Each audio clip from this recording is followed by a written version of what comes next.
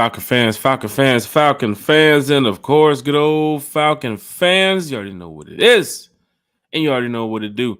One time for the fan back, talking Atlanta Falcons football with the diehard Atlanta Falcon fans. Apple Podcast, Spotify Podcast, Amazon Podcasts. Big shout out to T Will. You already know what it is. Big shout out to Kerry. Big shout out to Bodie. One time for the fan, man. Glad to be back here talking Falcons football with you all here tonight. First place Falcon fans. First place Atlanta Falcons. Let's get it right, Jack. It feels good to say that, Terry, because during the summer and the off season and the spring, I couldn't say that. Right? First couple weeks, couldn't say that. Right now, Terry, we can say that. First placed Atlanta Falcons fans. First place Atlanta Falcons. Hey, man, this feels good. This feels good. Smooth C's already in the chat one time for the one time. Big shout out to D.A. Hunter in the chat. Big shout out to the homie. Deshaun Coswell's in the chat. What's up, one-timers from 2000 to 2003? How many Falcons players have been in the Pro Bowl? Yeet. Get some. Big shout out to Deshaun in the chat trying to stomp us already early. And he's at it again. You got me there, man. I have no. I mean, what? That's Michael Vick. Was that Algie Crumpler? Was Algie Crumpler playing then, or was that? Did he come back? I think it's 5. I'm gonna say 5. Okay, so that's okay. So Chris Chandler was on the last leg of his career. Then you had Michael Vick in 2001. I know he went to the Pro Bowl in 2002. More than likely 2003. So that's at least 2 Pro Bowls for him. That was before Roddy, so that had to be Jenkins. Throwing to Jenkins. I'm gonna go with 5. Yeah, I'm gonna go with 5 too. Just take a while. I guess I'm gonna go with 5 right here. So Deshaun, if you got the answer, go ahead and drop it in the chat for us. Big shout out to Deshaun. Coswell's in the chat. Jonte Rozier's in the chat. Big shout out to Jonte. Chase is in the chat. First place sounds so good. Feels good too, doesn't it? I mean, throughout the week, the food tastes much better in first place, right? You're not too upset with traffic anymore, right? You get a little bit more relaxed when your teams are winning, right? I mean, it's just like Alabama lost the other day, right? It just feels good, right? Wasn't that great? What up, Ron? It says April Thomas, but that's Ron. What up, Ron? How we doing? John Moreno, Smooth 78. How y'all doing tonight? Big shout out John Moreno. Big shout out to Smooth C. Big shout out to April Thomas, Ron Thomas here, too, as well, talking Falcons football with us. What up, everyone? This answer is 5. Yeah, it's 5. Yeah, it's 5. One time for the fan on the money to start the show. We're going to keep this thing rolling, man. Falcon fans, we got so much to talk about tonight here. Falcons, Bucks, just a little bit. Might even mention the Saints. But Falcons, Panthers coming up this weekend. Beautiful day out there in Carolina this Sunday. I think it's like 81 degrees too as well. And we also have a tailgate going on from the Rise Up Tour fan club. So big shout out to everybody that's purchased their tailgate tickets for Sunday because it's going down in a major way. We want to make sure everybody's having a good time, especially when we go on the road. So one time for the fan, from the fan, for the fan, Rise Up Tour fan club, where fans become family. You know how we kind of do it, man. But T-Well, before we get into the Falcons talk, how are you doing, man? Because, there's a lot going on right now in the world, and everybody's, focused on the sports. And of course, they got a lot of politics and stuff going on. But T-Well, how have you been doing, man? Well, I'm doing better than I was. Apparently, my doctor says I had 2 heart attacks, and I lived through it. So, you know what? I'm being tongue-in-cheek. I got to keep a sense of humor about it. No, Jack, really? I'm doing well. I want to say I'm Teflon Don, but I won't crack that joke. The management here doesn't think it's funny, but you got to keep a sense of humor about it. Sheesh. Anyway, I've had 2 minor heart attacks. I'm okay. They've updated my meds. All is well, man. Doing good. It's funny. So funny story. Friday, I'm doing a show, right? And go to see the cardiologist Thursday. He prescribes this new medication The doctor that I went to on that Monday prescribed another medication. That's 3 blood pressure medicines I'm on, right? Mm-hmm. So it doesn't say that you can't take all 3 at the same time, right? So I took all 3 at the same time. Holy God. Oh man, Jack, seriously, I'm in there and like I'm in the show for an hour and I realize, oh, I'm about to go down. I'm about like I'm about to go down. So I'm like, all right, guys, it's been a great show. Thanks everybody. You know what I mean? I cut them off and I go to hit the end chat button and I can't see. Can't see that. So I'm sitting there like not that's a scare. just sitting there, right? Just like, oh, I'm just wide awake. And they're like, are we still there? Are we still on? Hello? Are we still on? Are we still in the show? Oh, and it went on for like 20 minutes. And somebody mercifully just kicked everybody out. I don't know what happened, but don't mix your medication. So I got a little heart monitor on here. And I'm doing well, man. You know what I mean? Hey, I have no complaints. I'm alive. Could be far worse. Again, I did solicit prayers from everyone who did. I got over 240. So thank you all. God bless you all. Appreciate everybody in the chat. Thank you so much for the support. And I don't think he's gonna have to crack my chest plate open. So I'm happy about that, Jack. I did not even though that's a cool scar, I would have a story to tell, but you know, I didn't want that. So all is well, man. Anyway, yeah, man, prayers up to you all the time, man, because you know you're going through a tough situation right there, man. Because Terry, I mean, we talked about this on the podcast before, man. How much of a big help you've been on the podcast, but away from the podcast, man, you've been a really good friend too, as well, right? So I've known your brother Eric Parker for a long time, and even chatting with you about sports and things away from sports and you know, some of the knowledge that you've given me too as well, and your guidance too as well, man. That you've been like a big brother, man. You know what I'm saying? Like LBB times 2. You know what I'm saying? Or BLB. Was it BLB? Big little brother? No, one times 2. I think I'm BLB. I think. Yeah, man. But you know, you can see that Falcon fans here love you on the channel, and of course, what you got going on with former ATL Sports, man. You know, you're getting a lot of people following you over there too as well. So. From everybody here at One Time for the Fan, I mean, especially myself, man, big shout out to you.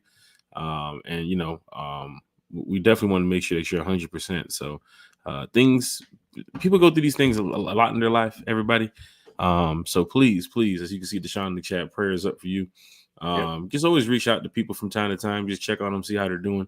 Me and T will talk. If it's not in One Time for the Fan chat, we talk, you know, on the phone from time to time too as well, because we have to not only talk about the show, but just regular things in life we just go over, man. So T-Will, you've been a good friend, man. So I want to make sure you're at 100%. You know what I'm saying? And so have you, sir, and I appreciate all the support. And hey, man, doing it. You know what? I'm gonna tell you something, man.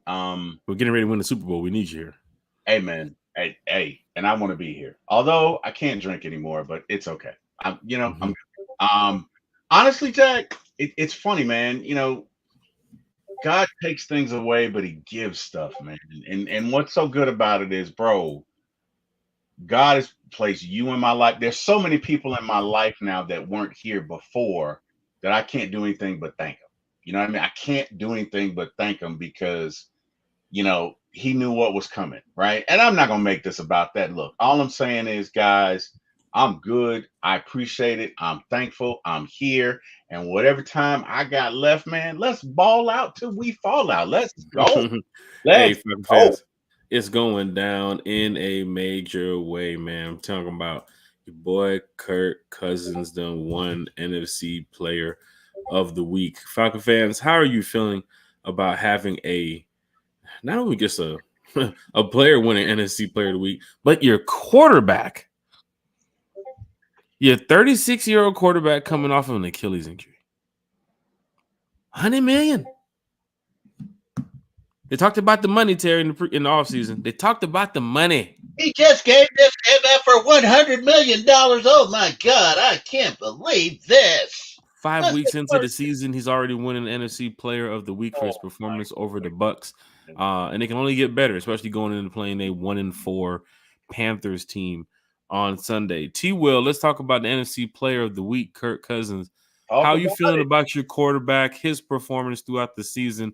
his comments that he's been talking to the media as well since he's been here, to going into training camp, to going into preseason not playing, to going into the first couple weeks of the season, learning the offense, and of course, actually being out there on the field, not in those simulated game where, he's wearing the red jersey and he can't get hit, or, he's in camp playing against the second stringers. And talk about Kirk Cousins, man, NFC Player of the Week, man. I mean, you definitely do a great job breaking down these players. So give us your thoughts on Kirk.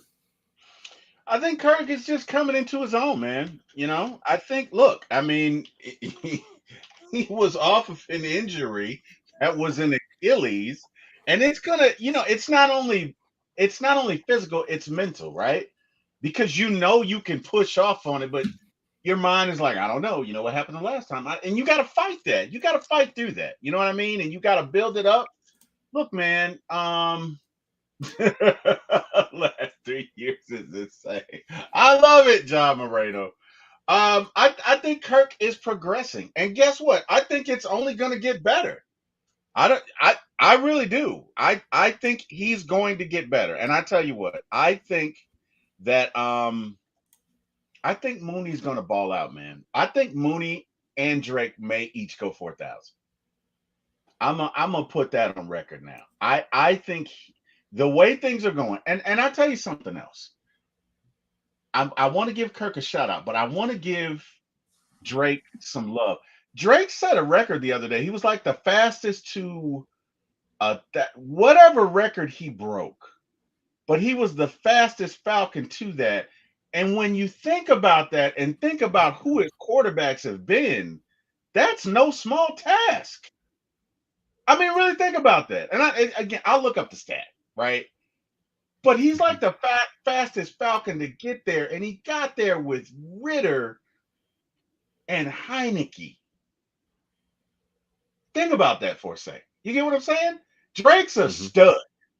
All right? So I'm going to say Kirk is only going to get better. Kirk is learning the offense. Kirk last week was throwing with anticipation.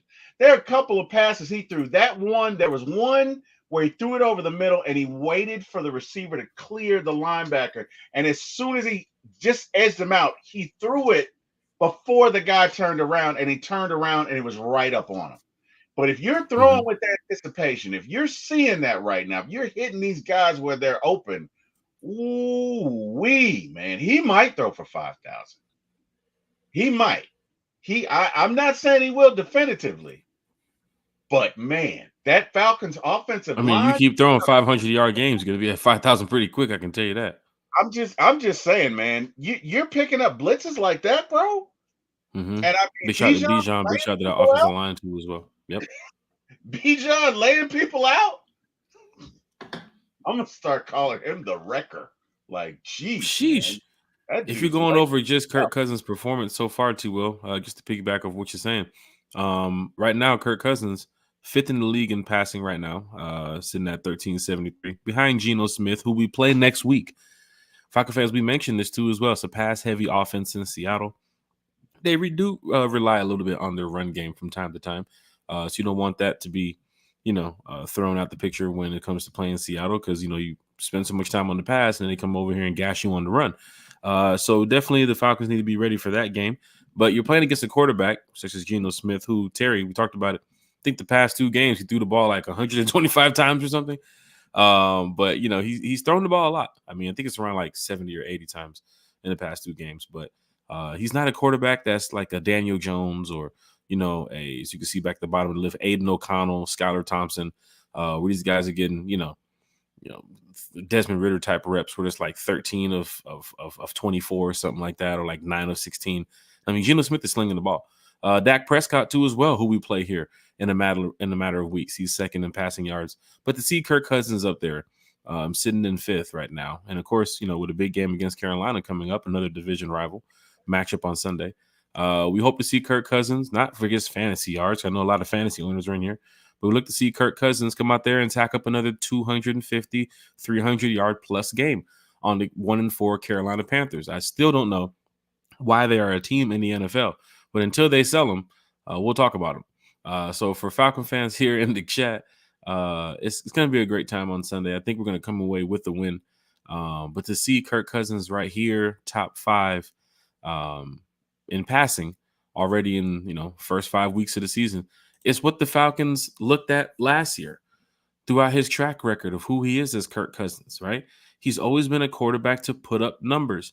I think fans are just surprised that he randomly did it on the Bucs, right? It wasn't like on the Panthers this week where you never know what the performance could be, but he did it on a team that Falcon fans did not expect for him to go up 500 yards for, 4 touchdowns, right? I mean, the first 2 weeks, it looks like Kirk was going through some offensive struggles there with new offensive coordinator and trying to learn the team, though he came away with a big win against the Eagles that final drive and, almost beating the Chiefs too as well. It's always been a 1-possession game for this team, so you can't hate on that. But to hear Kirk's comments recently about he just had to get in rhythm with this team, Terry, if Kirk is getting in rhythm with this team, like he just mentioned the other day in that interview with Dan Patrick, this might be the rhythm that we need, Terry. We're talking about 500-yard games, 4 touchdown games. This is a Kirk Cousins. This is the Kirk Cousins style offense we're looking at here, right? What we've seen in the past. It's what the Falcons can put up now. Bro, that is. Let me tell you something. I think it only goes up from here. As the young folks say, it's up. It's up for the league. Gosh, it's up. I mean, think about it, bro. As the young folks say, jeez. Hey, it's up. It's up. It's up. Meaning, hey, we're gonna put the league on notice, man. Like, even this is what I'm noticing, right? Kyle, is blocking. Mm-hmm. Bijan Robinson is blocking. Somebody's doing their job a little bit. Somebody's going a little bit the extra mile for Kirk out here. Bijan is not blocking, sir. Bijan is laying the wood. Sheesh. Back in the day, Bijan is putting them down. Bijan is passing out some licks, sir. He's passing out some. You don't want any of this, buddy. Oh, you trying to come here and get to my quarterback? Not today, sir. Here, you take this 2-piece. You too, buddy. You could get it too. Like, and I'm even last week. I'm looking at Kyle. He's even lining up like a tight end, like a blocking tight end, right? And he's coming off the line and hitting people. And I guess my point is these guys have bought in, Jack. They've bought in. It's clear they've bought in. Whatever they're selling, they've bought in. And if you got this, right, man, I'm not saying 500 because I personally think Carolina's strategy is going to be just to run the ball. Oh, she said, Eleanor Gibson says, with sadness, I've decided to part ways with my Falcon season tickets now that we live an hour from the city and kids have so many obligations. I've decided I'm going to sell my season tickets. Please let me know if you want them. Oh, I'm sorry, Eleanor. Well, you know. That's tough, Eleanor Gibson. You definitely want to reach out to your Falcons reps. I'm sure they'll probably buy them back from you so that way they can give it to the next person that's waiting in line. There are season ticket holders for next year or, potential season ticket holders for next year on the wait list right now. So for anybody that's looking to purchase season tickets, you might want to hit up your rep soon because Eleanor Gibson might be able to talk to her rep soon and get them back to her. So Jeff Wolf is a savage. No free man. What he said? No free man blocking. That's tough. I was reading this message over here from this. Savage. Oh wow, damn, Jeff. Woo. Jeff don't miss, man. Jeff does not. Oh, big shout out to Carrie too, as well as reading this message from Hurricane Milton. It's probably going to touch down in a couple hours, so there's a lot of Floridians sticking it out. Carrie is one of them, so she's still down there in that same area that could be pretty much at the eye of the storm. No, wait, no, I thought she was on the other side. She's still in Tampa? She's still in that like close to Orlando, Tampa area, so it's not like where exactly she is, but it's really close by. Like she's gonna get a lot of the storm surge. She's gonna get a lot of it. I think Orlando's like 2 hours away. I hope she's no. Orlando's pretty close, man. Orlando's like right up the street. Not like Stone Mountain, Latonia, but Orlando's right there. Yeah. I hope. Oh God.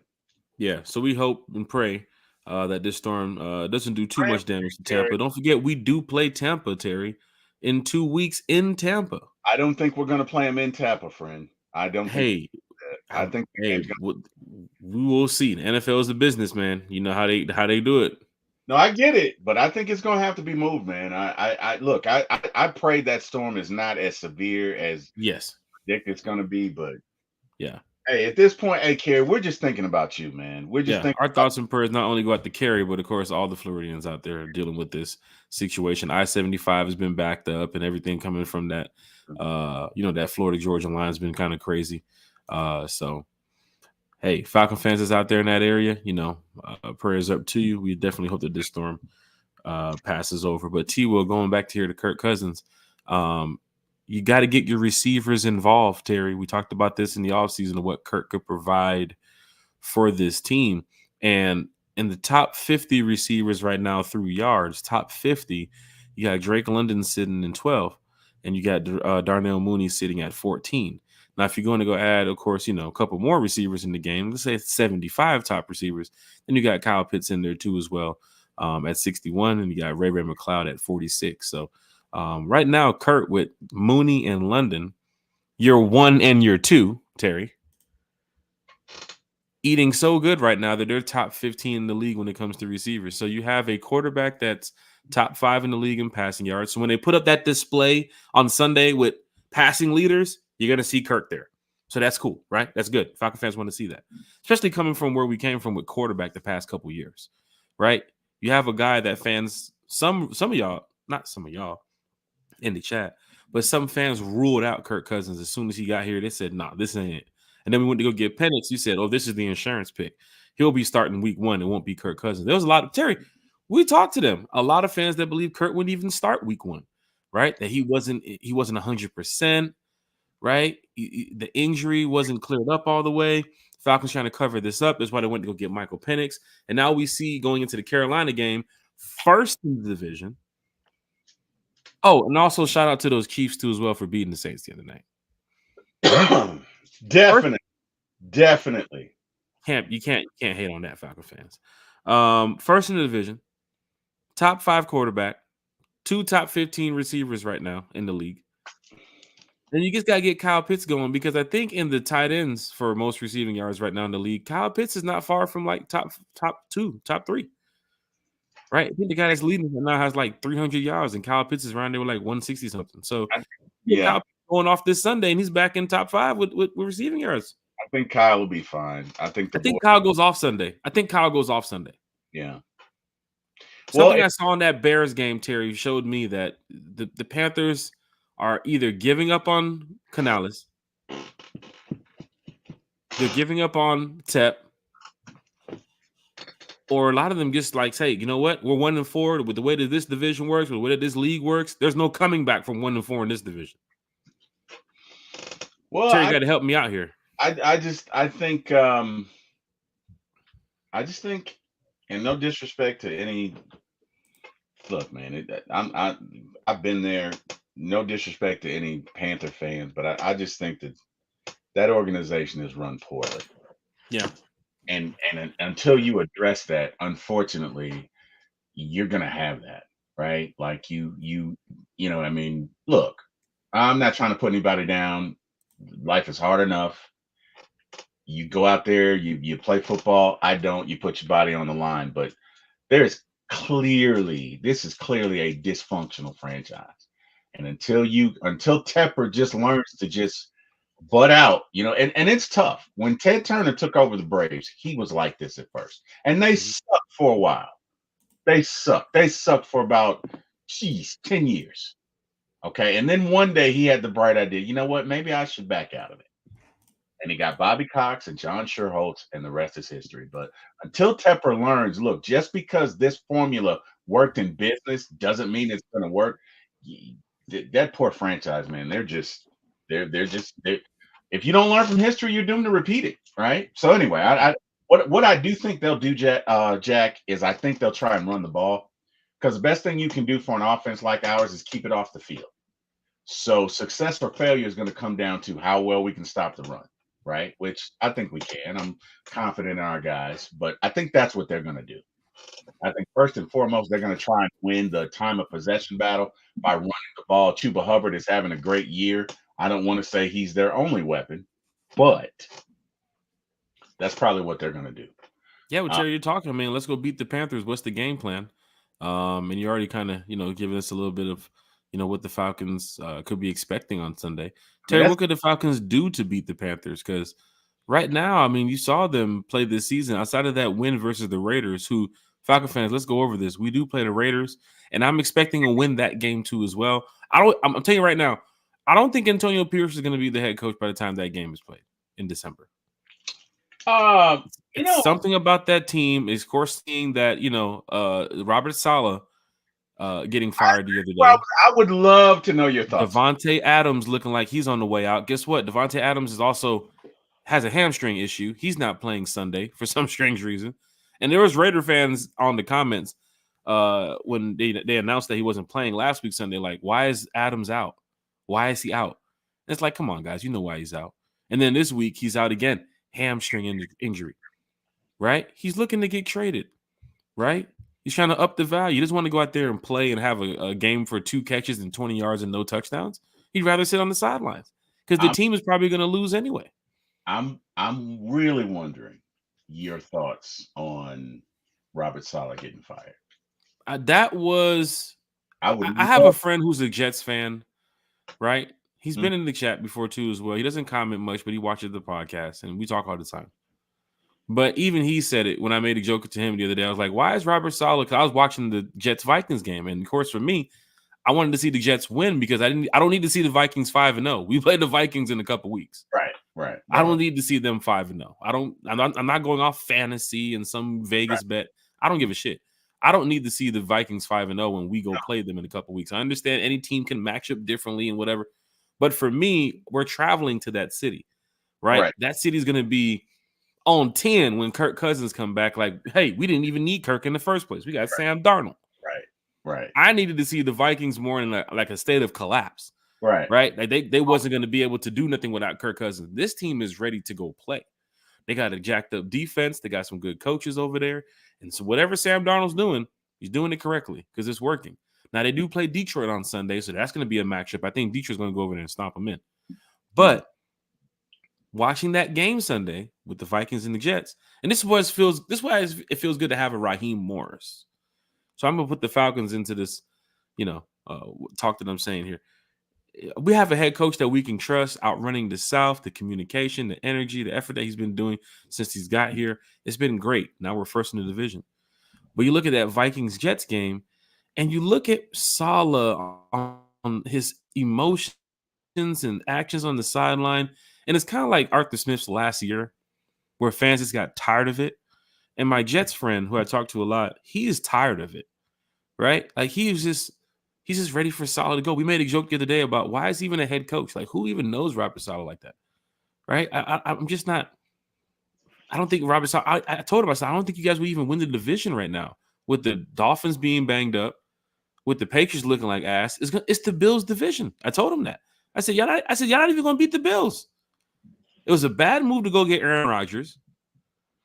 And I told him that. And I was like, Hassan Reddick doesn't even want to come play. I mean, they let go of what's the pass rusher they had? They let him go. Bryce from last season. Bryce Huff. Yeah. Now I do think they got some talent over there. They got Sauce, they got Garrett Wilson, they got the running back. But you can see the actions of Aaron Rodgers on Sunday. Like he didn't even want to look like he wants to be there. And Jets media is tough. So I expect more firings coming soon as well. Don't think because the Jags won the other day that Doug Peterson's job is safe too as well. He loses two of the next 3, he's gone too. Yeah, I don't think Saleh deserved that because I don't think Saleh is responsible for the mayhem that's going on in New York. Right? That New York media will rip you apart though. They will, but that's a long flight coming back from London after a loss like that. I get it, but here's the thing. I think that's the dumbest thing they could have done. Because Nathaniel Hackett is nobody's coach. He is nobody. If you want to know the truth, and I probably shouldn't say this, he is Aaron Rodgers' errand boy. That's it. He is not a great coach. He is not a good leader. Well, look at what he did in Denver. Look at it. Look at it. I mean, look, Remember the circumstances now. The circumstances that some of these people will be under for different teams. Bro. All I'm saying is Nathaniel and they got the Bills on Monday night. Probably a great guy, but he is nobody's leader. Okay, Terry, they got the Bills Monday night, and they're gonna get killed. They're gonna. I mean, their only hope is maybe they look at the fact that they got this coach fired and they get scared and play, but that ain't gonna last. That was the dumbest thing you could have done. First and foremost, and look, I normally don't play the get off my lawn old man card, but we're gonna turn this into a what's bugging T. Will. Look here, man. My daddy told me a long time ago, a good coach can take his team and beat your team, and then take your team and beat his team because he's the coach. Okay. I did not like the fact that Aaron did not show up for mandatory workouts because it sent a message that said, this is Aaron's team, right? It sent a message, and that's on the owner, right? Good. Hey, great. Aaron Rodgers is a first ballot Hall of Famer, but he's not playing like that right now. And Aaron Rodgers does not look like Aaron Rodgers from what I saw. He's 40. Let's keep it real. He's 40. And you know who's undefeated? Father Time. Yeah. He's undefeated. But LeBron looks like he can play another couple more years, though. Yeah, look, LeBron is an anomaly, but all I'm saying is you're going to go with 40-year-old over the hill Aaron Rodgers. I need to go into this dark closet so I can get myself together over Robert Saleh, who's given you a top 10 defense the past 3-4 years. That was dumb. And you know what, New York? Shame on you. You're stupid for doing it, and you're going to live to regret it because you won't make the playoffs. And I believe we play the Jets next year in New York, so I don't think Aaron Rodgers will be there. Aaron Rodgers is not staying in New York. He's not happy. And they'll suck then too, but that was dumb because you're not going to make the Super Bowl this year. You don't have the discipline. The discipline just walked out the door. Yeah. Right? It's not all sunshine and rainbows when you win a Super Bowl. You got to have discipline. You got to have commitment. They're not going to win it this year. They suck. That's it. Will, you're on your bugging rant right now. You talked about discipline. Let's get to the Carolina Panthers sitting at 1-4. Yeah. Have Canales in the organization, Tepper, have they lost the locker room? Did they ever going on over there? I mean, the accountability, the leadership, it looked like it's out the door. Watching them playing the Bears on Sunday after they went up 7-0, it was just like, that's it. That's all you're going to get today from Carolina. There was just one drive, and then it was done. Did they ever have it? Bro, it was bad for them after that first drive. Hey, look, that's a franchise in disorder, and they're in disorder. I'm not irritated with them because I don't like moves where you clearly placate to the crowd, right? I don't like moves like that where you're just, oh, well, the media's doing this and everybody wants this, so I'm going to do it. No, have some stones, right? Have some cojones, right? And make the right decision, right? So no, I'm not irritated with Carolina. They're going to suck. They're probably going to suck for the next couple of years. They'll probably have some really good draft picks. Hopefully they'll make the right decision. But I think this game against the Falcons, I'll say Falcons probably win it. Let's call it 24-10. Doing your predictions already, Terry? Yeah, I think the Panthers will run the ball a great bit. I think that'll be a focus. And I don't know what happens when we go to Carolina. I'm not saying we'll be on some sort of Tampa Bay hangover, but I don't know that we will go in there and be on. I don't know that we will be on like we were on, Thursday night. If we are great, but worst case, if we don't do that, Terry, I don't want to cut you off, but if we don't go in there and have a dominating win, look at the Bears. What they did to Carolina on Sunday in Chicago. The Falcons just put up 500 plus yards. I mean, Kirk Cousins put up 500 plus yards. You went shot for shot with the Tampa Bay Buccaneers. You won in overtime, but you can't go out there Sunday and have a 16-15 win or a 17-6. It doesn't look good. It doesn't look right. Who cares? Right? Power rankers wouldn't look. I understand. It's an ugly win, I know what some fans would say, a win is a win. Win But is a don't you want to get a dominating win for once, Terry? Like just having to sit back in the second half and know that the game is over. The start of kickoff in the second half, the game is over. It's a sleeper now. You know what? I'd like to have an afro, buddy, but life just doesn't work that way, Jack. It just doesn't work that way, okay? I have this recurring dream every year where I have this big ass afro. This afro's so big I get in my car, right? And it seems so real. And then I wake up. I'm serious, bro. And then I wake up and it's gone, Jack. And it's gone. And you know what? Life is the same way. You're not going to put up 500 yards a week on teams, Jack. All right. Welcome to reality, my friend. Now, we could go in there and win 38-10, but I don't care, man. A win is a win, bro. I'm trying to win. I'm trying to get to the playoffs. I'm trying to get to the Super Bowl. I'm trying to kiss the ring. And if we got to win 17-15 against Carolina and kiss our sister, then so be it. I'm good either way, bro. As long as we win, we can win ugly. We can win beautiful. Doesn't matter. As long as we win, man. I'm evoking Al Davis. Just win, baby. Just win. You know? Just win. There's some Falcon fans that would definitely agree with what you're saying, and I'm one of those Falcon fans. I agree with you. I, for one, just want to see a dominating win where you know it's one of those matches. Jack don't like I don't want to get to the fourth quarter and Andy Dalton in Carolina it's running down to the wire. And it looks like Carolina's trying to even compete at this point. Like, I don't want to see that. I think Carolina is done, right? I have them picking probably 1, 2, or 3 next season in the draft. And this goes back to the first 2 weeks of Carolina season. Even when they benched Bryce, I said, wow, this is not going to end well for the fans in Carolina with this Bryce Young situation, because now you're probably going to get Bryce up out of there before the trade deadline. But I do want to give a big shout out to Mother Nature, because it's usually raining in Carolina around the Falcons time when they go play, and it's 81 degrees out there this Sunday. So it's going down in a major way. The bus trip to Carolina, I don't know if you heard about it, Terry. The bus trip to Carolina, right? This one right here that we kept talking about, sold out. Sold out. Falcon fans, they want to go up there for a win, right?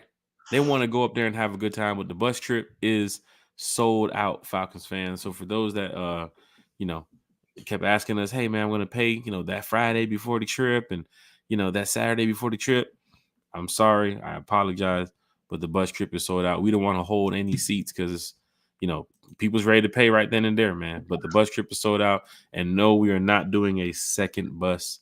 I know we did a second train ride from New Orleans because, we got Pastor Troy on that train too as well. Big shout out to Pastor Troy. But there is no second bus for Carolina. Now, we do have a friend of ours who has a bus too as well heading up to Carolina. Some other Falcon fans too as well. I think they're down in like Gwinnett County or something like that. But if y'all want to get on that bus, you can. But the Rise of the Tour fan club bus is full. And the tailgate information I'm going to drop here shortly.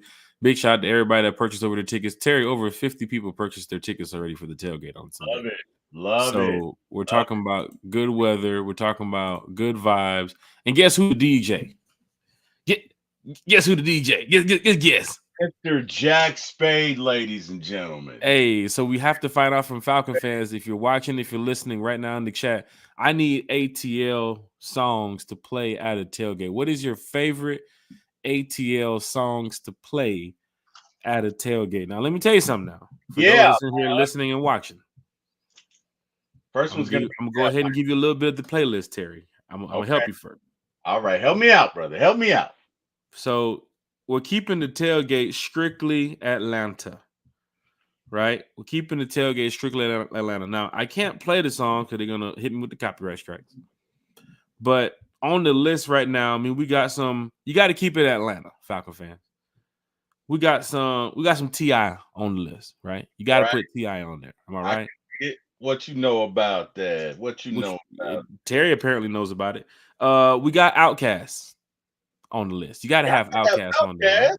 Gotta have Outkast. Falcon fans, am I going on? Am I doing it correctly here? We got Outkast, ATLians on the list. We got Young Dro on the list. You got to have Young Dro on there. Gotta have Young Dro. We're talking Atlanta here, Falcon fans. Help me out though. I know some of y'all got y'all playlists. Go open up your Spotify's, open up your Apple Music. I need Atlanta songs for this playlist. We're going down, man. We got Charlotte Low. We got to play Charlotte Low. Terry, you got to play They Know. You got to play Charlotte Low. That's Mr. Bankhead. Low. Wait, how did song? Wait, what's that song? They Know. Look, Eastside Man's in. He's in here. You know that song, Terry. You know They Know. They know. It's close to the Kirk Cousins dance too. It's real close to it. Donna. Yeah, I know that song. Yeah, you got. They know. You got who? Well, you got some Defo. You got Defo. You got Fabo. You got Jeezy. Yeah, gotta have that. Hey, let me tell you something, man. Jeezy, low key, is one of my favorite rappers ever in life. Like for me, this is just for me. Jeezy might be in my top 10. I love me some Jeezy. I love Vacation. I love Trap Star. I love shit. What's the other one? He got some bangers. Everything from Trap or Die. I got a lot of Trap or Die on here too as well. What's that? Oh man, what is that one? Get Your Mind Right. I can't think of it. But Bottom of the Map. I love Jeezy, man. I love me some Jeezy. Look, man, we got Bankroll Fresh on here too as well. I see you got Take Over Your Trap. You know I gotta hit him with that Walked In. We got Bankroll Fresh on the list. You know we gotta hit him with that Future at the tailgate on Sunday. We got Future on the list. Matter of fact, we got Future a couple times on the list. You know, it's only right. Right? It's only right. Now, Lisa Shepard, Jeezy is cool as a rapper, but I was off him as a Falcons fan when he posted himself on IG wearing Aints gear. That's the one thing about some of these celebrities from the A. They have been caught wearing other teams' apparel. I don't know if they were getting paid to do it or if it was photoshopped or what. But it's tough to see. Drop it down on the list. Damn. The Saints have Yin Yang Twins as one of their songs in the stadium. Yeah. Right? And Yin Yang apparently they ain't got no problem with it. They love it. But it's crazy how the Aints use Atlanta artists to crank up their fan base. So, you know, we're going to... They want to be us. We're going to stick it to them on the 9th, though, with this parade, though. Don't even worry about it. Atlanta songs to play at a tailgate, Falcon fans. Atlanta songs to play at a tailgate. We got Rich Homie Quan. Rest in peace, Rich Homie, man. We got to play some Rich Homie Quan at the tailgate. Terry, songs to play at a tailgate, you know, Atlanta songs to play at a tailgate. We got to put Goody Mob on there, man. You got to have Goody Mob. Got to do it, man. Got to do it. Got to do it. You got to have Goody Mob. Now, you might have some people over there dancing, having a good time, sipping some champagne or sipping some wine, however they're doing it over there at the tailgate. So you got to throw on some Jagged Edge, man. Even the ladies love Jagged Edge, right? We keeping it Atlanta, ain't we? The ladies love Jagged Edge. Yes, they do. Yes, they do. You know who else they love? They love Usher. White dress. We ain't getting no younger. Hey, where the party at? It's at the tailgate on Sunday, right over there in Carolina, right there next to the stadium. We got some Usher. We got some Usher on there, Terry. Oh, gotta have yeah, man. Gotta have yeah. That's like the Atlanta anthem, man. You got if you talking about Atlanta, peace up, A-Town down. Gotta have Usher, man. Gotta do it. Falcon fans, Atlanta songs to wait play. A minute. Gotta have Never Scared. Bone Crusher. Yeah, gotta have him. Gotta have him. Lisa says you got 112 on the playlist. Yeah, gotta have 112. So right now, no, is that in what? I don't have 112 on the playlist, but what bangers did 112 have? Like, I know they had some bangers, R&B bangers. But like to play at a tailgate, I mean, you can't go play Peaches and Cream at a tailgate. Right? People over there eating their hot dog and rims and they hear Peaches and Cream. You know, what? What the hell? Hold on. Let me put my plate down. What y'all gonna do? Give us a banger. Lisa, you got to give us a banger from You got to give us a banger from 112, Lisa. Banger from 112. Because Jagged Edge for the tailgate, where the party at? Everybody know. The track with Biggie. 112 got the track with Biggie. Oh, you talking about doom doom doom doom doom doom. Okay. Hold on, Lisa Shepard. Hold on, Lisa Shepherd. Hold on. I ain't tripping. Hold on. You might got something there, Lisa Shepherd. Let me go and throw it into the mix, right? DJs in the chat. So we talking anthems. Chef and throw some songs out there. Yeah, man. We got a tailgate Sunday in Carolina. Yep. Right there next to the stadium. And so we're thinking of Atlanta songs to play at a tailgate. I mean, we got Crime Mob on here, right? We got Jermaine Dupri on here. We got Ludacris on here. We got Bankroll Fresh on here. Future T.I. We got Young Thug on here. We got Shawty Low. We got Outkast. Young Bloods. We got Young Bloods on here. How does it go? I know. Which one? But Daddy, it won't be long. I shall they be patient because I'm coming. Coming for you, riding dirty on 85, slow, taking it easy. I don't want nothing to give me for you. Okay. Oh man! Oh, come on, man. That's goody, man. That's Gungeon Family, man. Oh, you took me back. All right, Terry. There we go. Oh, you took me back. No. You just took me back, man. Let me tell you something for folks that's pulling up to the tailgate because now y'all hearing about what we're gonna be playing some of the music. Oh, all right. Seriously, Gucci is my top 5. No, we got Gucci on there. That song, could have been a doctor, should have been a lawyer, go to court so much I could have been my own employer. Yeah. I'm a guy, dope boy. Oh, I made my brother hate that song. We got to play Gucci, man. We're talking about Atlanta anthems to play in Carolina at the tailgate. I want Carolina folks saying, yeah, they from Atlanta. They're from Atlanta. We're not playing DaBaby. We're not playing PD Pablo. We're not playing J. Cole. We're playing Atlanta music on Sunday, right? So what did he say? He said DXB Falcon song, Rise Up music. DXB Falcon song? Rise Up music? Is that the we still in this? Is that what we're gonna look into that? If it's strictly Atlanta, we're gonna play it. I got Jeezy, Shawty Low, man, Goody Mob, Outkast, Usher. I got Escape on there. Lisa Shepherd, I got Escape on there. And I think you know what Escape song I got on there. Right? I love her. Gucci, you don't love me. We got Gucci. We got Lotto on there. Gucci, right? You don't love me. I think I love her.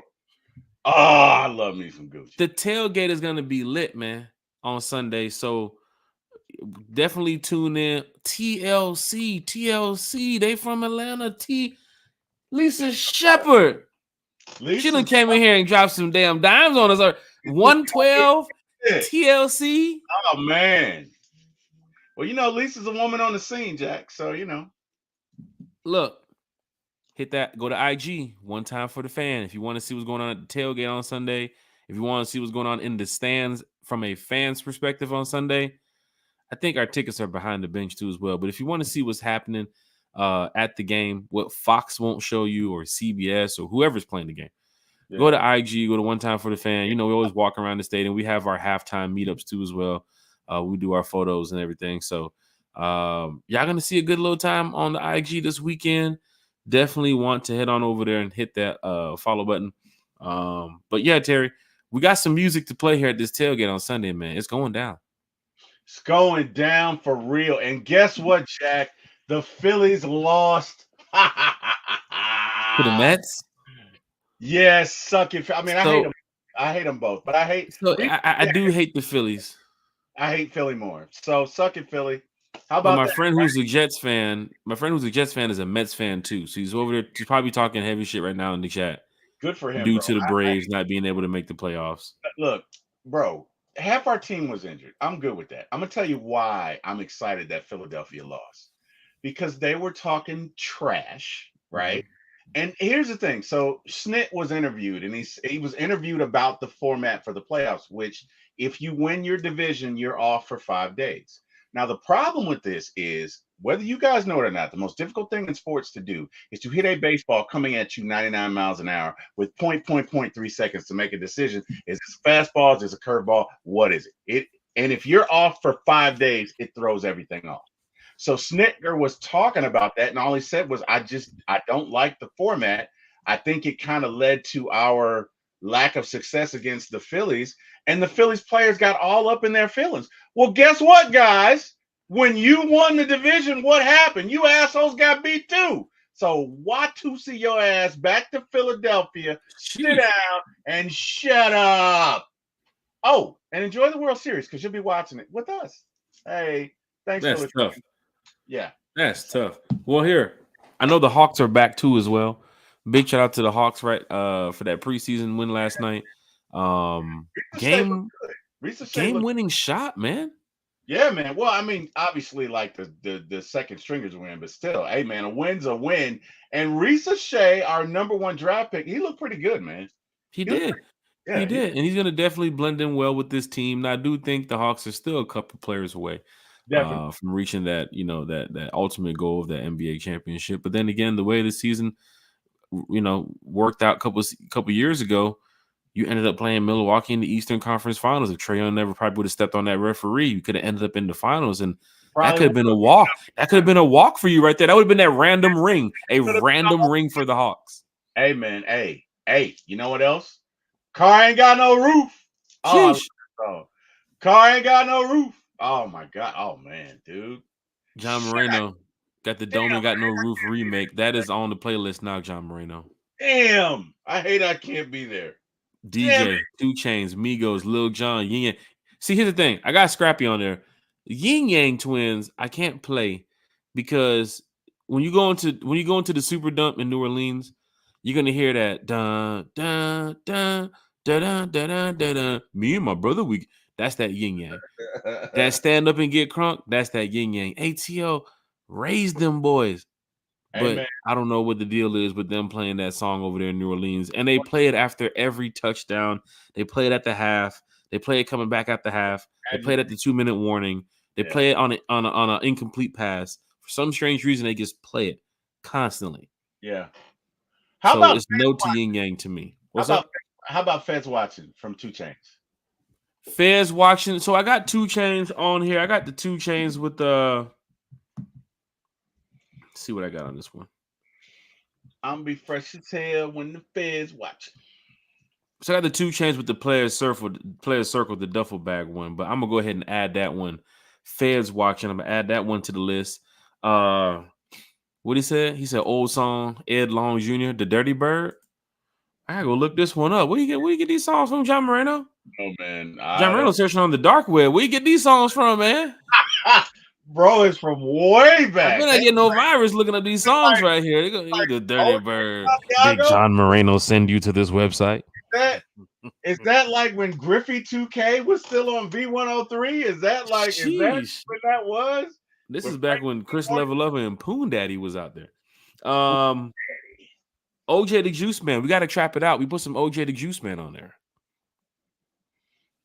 You looking like OJ the Juice Man? He's a rapper, Terry. He used to be with Gucci.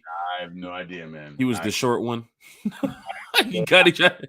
I just know Gucci, man. I just know Gucci. You know what I mean? Now you got to start describing the rappers for Terry so you can understand. He was the guy with the low cut, big chain. You got it. Hey, bro. Polo shirt. I just know. Watch Gucci. Terry in a minute. What kind of shoes he had on? He was wearing the Jabos. Remember the Jabos? Oh, you want to do with Jabos? Yeah. That's how you should have started with the shoes. I got it. Hey, y'all still in here now. Falcon fans, we're throwing a tailgate on Sunday in Carolina. We need Atlanta music to play at the tailgate. I got a lot of hits right now, but we're still getting some more songs. Now, he said, how about Waka Flocka? Hey, man, got to throw Waka Flocka in there too as well. Flocka Flame. Got to throw Waka Flocka in there, so he will be added to the playlist as well. But Falcon fans, got some more things to talk about. Don't forget, go see Instagram, One Time for the Fan. Y'all be able to see what's going on at the game on Sunday. Now, let's go to this right here quickly, because John Freaky from 92.9 posted this the other day, and I'm sure fans would definitely want to talk about it. Terry, to start the season this year, you had a team that, I was in Philadelphia, right? I'm going into that week and I'm watching them beat the Cowboys. I'm watching the Aints beat the Cowboys after they beat the Panthers. And I'm sitting here thinking, man, this team put up 90 points like the first 2 games. They only used their punter once. Like, this team's a high-flying offense. Got to watch out for them. They're hosting the Super Bowl this year, right? So a lot played into this New Orleans Saints team at the beginning of the season. But you see how every week is different, right? What happened at week 1, totally different from week 2, totally different from week 3, 4, 5, and so on. But John Freaky posted this the other day, and this is the New Orleans Saints' last 3 games. But Terry, for a team that was once 2-0, as you can see now, they're on a 3-game losing streak. They have to go play the Bucs on Sunday, which could be potentially a 4-game losing streak. But even look at the numbers of how they're getting beat, Terry. This team is not putting up no 30, 40 points anymore. Somebody's figured them out. Somebody's figured them out, huh? All the people were like, "Oh, this is what's his name's son," and he's, "Oh my God, he's the second coming. He's the savior. He's the savior of the offense. He's the savior of the Saints offense. He's figured it out. Oh my God!" And 3 weeks later, oh, he sucks. This what you got from the Saints after you played the Cowboys. You got an Eagles team that lost. What's up, Terry? Whose son is he again? That's is that Kubiak's son? Yeah, you might need to call dear old dad. Shit, this is getting tough. And then you see the fans already talking about wanting Dennis Allen out over there in New Orleans. But still, I want to go over you something here because this does relate to the Falcons. The first 2 games of the season, Falcons had the disappointing loss against the Steelers, went into the Eagles game, had that last-minute drive comeback win, went 1-1, and then had to go home and play the Chiefs where they lost and went 1-2. Around this time, the Falcons, the Aints, who was leading the division, had the Panthers, who were just horrible, and then had the Cowboys in Dallas, where they just destroyed the Dallas Cowboys. Mm-hmm. That was a bad. But then they went to week 3 and played a team who lost to us the following week, then lost to us the week after we played the Chiefs, and then they just lost to the Chiefs, and now they have to go play the Bucs. But around this time, Falcon fans, you guys weren't even looking at first place. You guys were looking about trying to get your offense together. Well, at that time, the Saints were 2-0, and their offense was clicking. Now, 3 weeks later, let's fast forward 3 weeks later, the Aints are now getting ready to be at the bottom of the pack. The Falcons are leading the division, going up against a Carolina Panther team that's 1-4. And then John Freaky posted this because this all ties in together. The Falcons are sitting 3rd right now in this playoff spot. This is what I'm talking about when it comes to turning things around. I can't wait to get to the end of the season and look to see that my team, bro. I'm gonna get the email around the. Holy shit! It's November. It's October 9th. Bro, we're probably 2 months away from getting emails from the Falcons saying, secure your playoff tickets. What a glorious day that will be, Jack. What a glorious day that will be. And this is not going to be like they did in the past, where it's like, secure your playoff tickets. Oh, wait, we'll email you back if we get in. This is going to be secure your playoff tickets. Hey, now, the next email is going to be secure your seat. And I'm telling you, we're about 2 months away from hearing that. If the Falcons continue on this path, has anybody forgotten it's a 2-game win streak? Did the short week get to you? It's a 2-game win streak. You got to play Carolina. It could be a 3-game win streak. The Saints got to play the Bucs. Somebody's got to win, or they could end in a tie. But somebody got to win this game this week. So somebody's going to gain a game. They're going to be closer to you, but somebody's going to lose a game. They're going to be farther away from you. You got to look at this season, Falcon fans, and know that if the offense has an identity like what they had the other day against the Bucs, we are getting really close, even in October, to possibly getting ready for those playoff emails. Because the team now, when was the last time you actually saw this, Terry? When was the last time you saw that? Look on the screen. Falcons sitting in 3rd right here, and they have to play the Panthers coming up Sunday. I love it, man. It's like we're in the catbird seat. I love it. We control our own destiny. Outrunning the South, you can go 4-2 on Sunday. But here's the thing now. You do have to go play the Bucs again. You have to play the Seahawks. The same easiest schedule you had at the beginning of the season. Remember that? The Falcons had the easiest schedule. 5 weeks in, now what? Now we're playing playoff teams. Or potential playoff teams. I think we've been playing playoffs. Yeah, I think we've been playing playoff teams from the start. It seems so because the Steelers possibly look like they're going to possibly make the playoffs. If the Ravens, I don't think the Bengals are going to get there. And damn sure ain't going to be the Browns. So I'm looking at Steelers, Ravens. So yes, Steelers, playoff team. Eagles. Now that division right there, that's tough to call for the Eagles because the way that they've been playing, it's off and on. I don't know what Eagles team you're getting every week. But you see the Commanders look for real. You're still going up against a solid team. Look, our first 5 games, there have been no cupcakes. Okay. I mean, if we'll say that. We'll say that. If you want to be, if we're being real, and I hate to say this, but the only cupcake is coming up this Sunday. That's tough. Outside of that, we haven't had any easy outs, You're man. telling the truth because you have the Seahawks after. That's potential playoff. Yep. The Bucks, potential playoff because the way the division might work if 2 teams go. I don't think the Saints will make it because now Derek Carr is out. You have who else after the Bucks? The Cowboys, potential playoff team. After the Cowboys, who else? The Saints. Well, so maybe have 2 games on your schedule that could be washes. You could. I mean, bro, look. We're sweeping the Saints in New Orleans. We're sweeping them. Yeah, I think the difficult game is going to be Tampa Bay because they're going to be on some.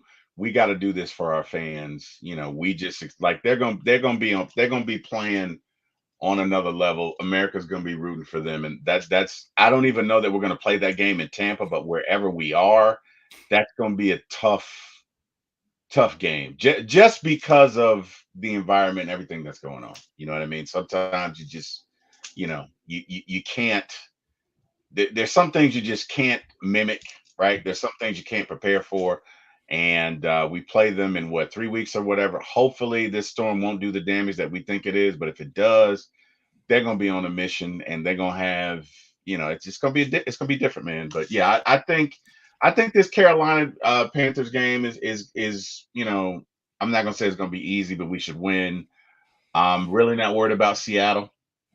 My concern is that next Bucks game.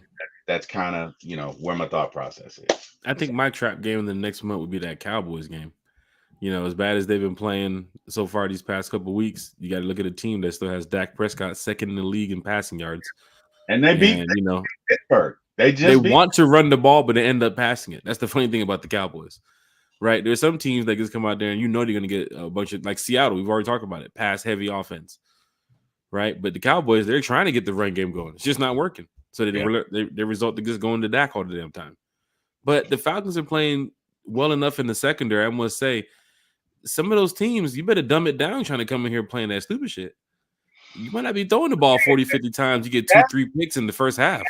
That's going to be interesting. And the first test of that is probably going to be Seattle. I'm Seattle to see what they do. Because if you get Geno Smith coming in here and lighting up this secondary, throwing the ball 50, 60 times, we got work to do. Well, right? I think if he does throw it, you'll probably have 2 or 3 picks.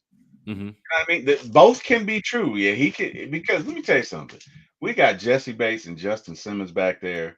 We got AJ back there. You put that thing up 40 times if you want to. I'm gonna bet on our guys. I'm gonna bet on the ball hawking defensive backs we have. So you know, which I said at the beginning of the podcast too. You gotta be careful looking for a pass heavy offense and they come in here and gash you with the run, right? So that's true. Well, they'll probably try it. I mean, that, you know what I mean. I mean, look, that I don't know that our team has the greatest run defense. I mean, look, we get off the field when we need to.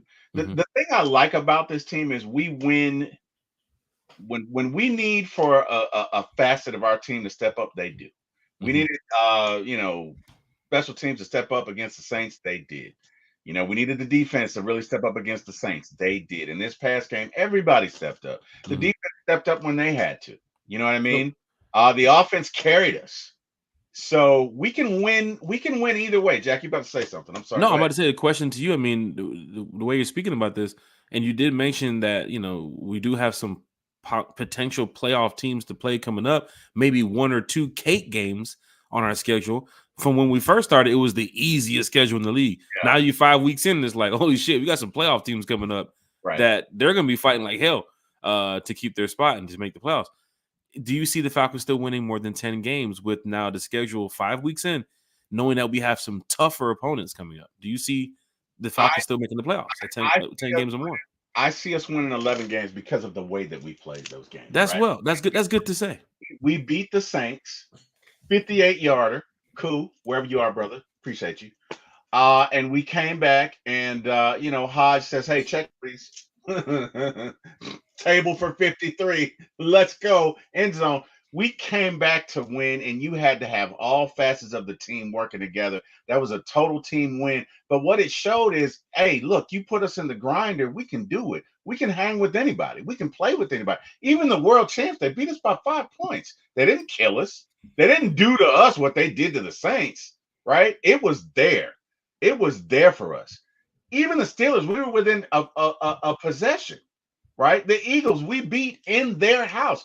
I'm not worried about anybody because we've already taken on what is a gauntlet, and we came out okay. Did we come out unscathed? No, we didn't. We got some warts, but we came out okay. We know how to win ugly. We know how to win pretty. We know how to win. And that's an important thing to do, right? There's a difference in learning how to win. Mm-hmm. And as a team, you have to do that, right? Look, if we don't tackle them for a loss when they get that ball back after the interception, they kick that field goal. If they don't get that penalty, they kick that field goal. And now it's a 6-point game. And now you have to score a touchdown. So there were little things that we did, right? There were little things that we did all around that led to the victory. It wasn't just one play. It was 11 guys on the field playing together in unison. Even that ball where it's 12 seconds. You know how coordinated you got to be to do that?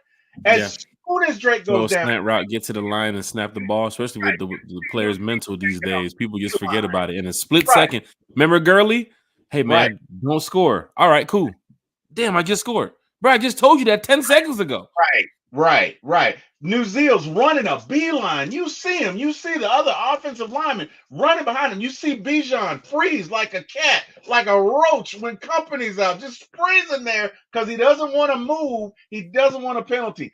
That had to be practiced. That was all coordinated. Then we come in, we get a penalty because the refs standing on the ball, and Koo says, "No problem.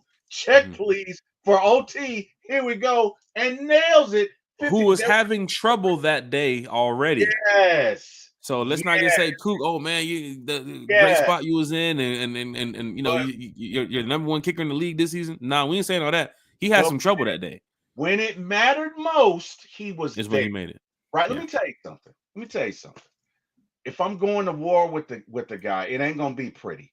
It ain't gonna be the pretty lieutenant. It's gonna be the ugly sergeant missing one eye because he's been to war. Mm-hmm. He's been through it. He's got some scars, but he's survived, and he can tell you how to navigate it. That's how winning is done, right? You got to have people that have won. We got people in our organization that have won, that know how to do this. That's important. I'm not worried about this Falcons team. Does that mean we'll win the Super Bowl? No. You know what I mean? You got to have a whole lot of things go right. But I tell you what, I think we'll win at least 11 games. I think we'll make it to the playoffs. And if you make it to the playoffs, Jack, anything can happen. Mm-hmm. So I'm excited about it. I'm looking forward to it, brother. I cannot wait. You're sitting 2-1 right now in prime time. Yep. Right. People talking about the Kirk Cousins on prime time thing and watch out for him. And, you know, Eagles fans were telling me in Philadelphia, you know what happened the last time we played Kirk on prime time? Yeah, I can go back and say, you know what happened now, motherfucker? Yeah. So times have changed. It's a lot of players, a lot of teams, a lot of organizations. I'm sure the Jaguars organization felt as though, hey, we got a new stadium on the way. You know, we're paying players a bunch of money, feeling good, and then you're 1-4. Amen. Right? Carolina Panthers too as well. Hey man, we got Bryce Young, we got a new head coach. We'll get some people in rhythm, and then you're 1-4. Right? And then you got a guy get the team like the Falcons. You got Raheem Morris. He comes in here. He brings in Kirk Cousins coming off of the injury. Fans are kind of scared about it. And now he's 5th in the league in passing. He's put up a 500-yard performance. He's playing the Panthers on Sunday, possibly to take your team to, 4-2? Mm-hmm. It's all for you, Falcon fans. Feel good about it. Definitely. I feel good about it. I'm telling you right now, man, this is a division-winning team. This is a playoff team. You're just looking at it right now in the beginning stages. Hey, man, the Mets just made the National League Championship Series. If they can do it, why not us? Why not us? God, I hate the Mets. I really hate the Mets. I hate the Mets, too. I don't hate them as much as I hate the Phillies. The Phillies just give me gas. I'm allergic. Shit. I detest them. But all I'm saying is, look, man, this team right here, there's something different about these guys, right? What Raheem preaches about collaboration, you could see that all through that Bucks game. Hey, you go down, next man up. I got you, bro. I got you. No problem. It was littered through that game, right? Yeah. Not just from Raheem, from the players too. From the players too. And bro, if we keep that up, this team can be dangerous. Yeah. Yeah.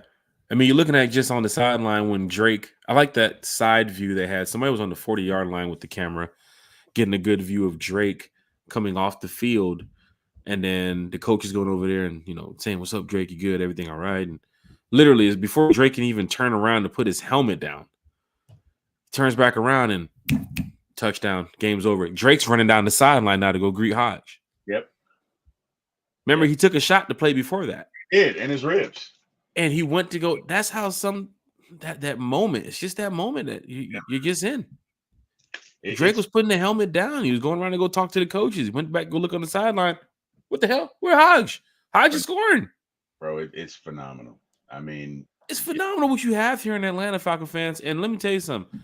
The Benz, Mercedes-Benz, Falcon fans, y'all are doing one hell of a job. Y'all are doing a great job. Yes, you are. Getting to your seats on time. Yes, you are. Yes. Tailgates are lit.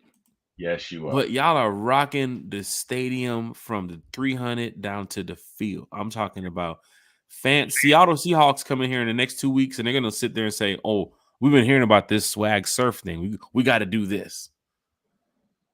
It's like it's an attraction out at the stadium. Oh, when you go to the stadium, they do this swag surf thing. It's pretty cool. Y'all Carlos, are just killing it in there. Yeah, they are. They and I can attest to that personally. Like, they are. Our Falcon fans they're killing it, man. They are. And that swag surf, let me tell you something, man. That gets Kirk going. The swag and the swag surf. Yeah, man. That gets Kirk going. He loves that. He absolutely loves it. Hey, if we can do it in Carolina, matter of fact, let me see if I can try to arrange something like that in Carolina. That would be great, wouldn't it, Terry? That would be sitting dope. In our section, cranking it up. Every stadium's going to play it. That's the problem. And big shout out to all these NFL stadiums that's playing Atlanta music, especially when Atlanta fans are in the building. We love it. Absolutely. Philly was doing that all the time. They was playing a bunch of Atlanta music, and I was turning around like, "Thank you."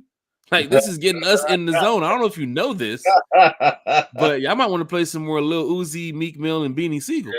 Yeah. Because right now y'all playing some Future and some y'all Future. I was getting ready for them to play "Welcome to Atlanta" from Jermaine Dupri and Ludacris. Hey, yeah. I done been to some stadiums where they got it cranked up, and it's like, y'all really love this Atlanta music, don't you? I don't think I noticed that y'all playing Atlanta. But hey, I'm just a fan. One time for the fan, man. Hit that like, hit that share, hit that subscribe button. Not only pick City Carlo Wiggins as we break down this game plan against the Panthers. This is a game where you got to go get some sacks out here, right? You're at the back of the pack in the league in sacks. Your defense has been playing well enough to, of course, get the teams off the field, for some turnover on downs, for some punts. But when it comes to getting the quarterback on the ground, I mean, you're at, I think you're at what, 4.5 sacks back of the pack. Let's go out there on Sunday and not only get those interceptions that we're probably expecting, because they might throw it for 25 times. Now that those 25 times is about 16 picks. I'm just saying. But you got to get some sacks out there. You got to generate some pressure.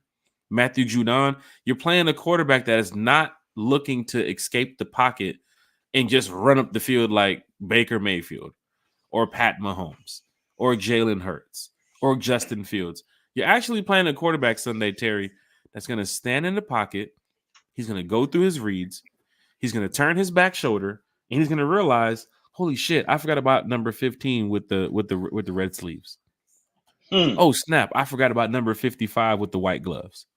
Hell, I even forgot about number 47. You got to come away with some sacks this Sunday. Not just the third down sacks to get them off the field. First down and second down sacks to set the trend. There's going to be Falcon fans all over Bank of America Sunday. Yeah. Let's go in there and dominate. That's what I want to see Sunday. I know we're going to come away with a win. I want to see a dominating win. I want to sit there in the third quarter and not even have to worry about the rest of the game. I can go back and just say this is a dominating win. A win is a win, have no problem.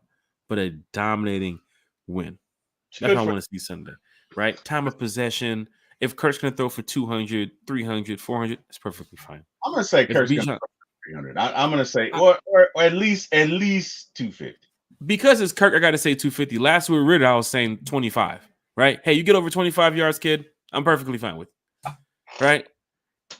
But this year with Kirk Cousins is like, hey, 250 is the start. Matter of fact, with Kirk, 225. Yeah, Ron in the chat says, T. Will, do you think we can put up 40 points on the cast? I think we definitely can, Ron. Will we? That remains. Respectfully, will the Falcons do that? Now, they have a lot of respect for teams, too, as well. This ain't college. Yeah. College, if you know it's 32-0 going into the half, we putting up another 40 points at the second half. It's going to be like 70-3. There's no love there. Didn't the Panthers get mad at Caleb Williams because it was 30-10 or something? They got mad on the last touchdown. They started doing the pushing and shoving and shit. So there are some teams that like to dumb it down, run the ball when you're up like 25, 26. It's kind of like the pass the sticks moment in Madden. But Raheem, he's not. There's a couple coaches who will do that stuff. I think you saw Sunday. It looks more so of the players wanted to score. That was like a Saints Falcons moment right there. It looked like the players wanted to score in Chicago. Yeah, man. That was the Panthers. I mean, hey, man, look. I mean, they got upset. You got some players. I don't know if they got ejected or. I don't blame. What's the situation? J.C. Horn. I don't even know. Even in the Panthers report, because we're going to go over that report on Friday. Nate Lamon has returned to practice. I think we can probably see Nate following up at the Seahawks game or that Bucks game coming up. I don't think he's going to play Sunday. We're going to see Nate. Didn't we sign somebody? A linebacker? Didn't we sign another linebacker? You signed the tight end Amani Rogers. So he's in the building too as well. But you also have, of course, not Caden Ellis, Nate Lamon back in the building too as well. So that's great to see that you have a lot of your, players still healthy in this first place spot. But now you have to go play a division rival against the Carolina Panthers. So we want to make sure these players can finish the game healthy too.